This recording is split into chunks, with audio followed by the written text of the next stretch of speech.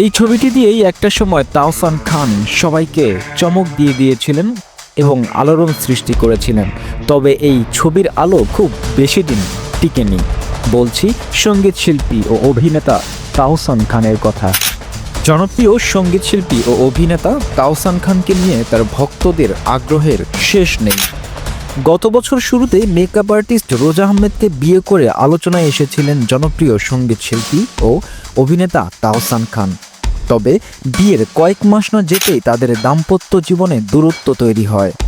বর্তমানে তারা আলাদা থাকছেন এ তথ্য নিশ্চিত করেছেন তাওসান নিজেই। একটি জাতীয় দৈনিকে তাওসান বলেন, খবরটি সত্য। দীর্ঘদিন ধরে অর্থাৎ জুলাইয়ের শেষ দিক থেকে আমরা আলাদা আছি। সঠিক সময় এলে বিস্তারিত জানানো হবে। ব্যক্তিগত জীবন নিয়ে প্রকাশ্যে কিছু বলতে চাইনি, তবে বিবাহবার্ষিকী উপলক্ষে কিছু ভুয়া খবর দেখার বিষয়টি পরিষ্কার করা প্রয়োজন হয়েছে যে আমরা এখন একসঙ্গে নেই। তিনি আরও জানান, ব্যক্তিগত বিষয় নিয়ে তিনি নীরব থাকতে চেয়েছিলেন, কিন্তু সামাজিক যোগাযোগ মাধ্যমে ভুল তথ্য ছড়িয়ে পড়ায় বাধ্য হয়ে মুখ খুলতে হয়েছে।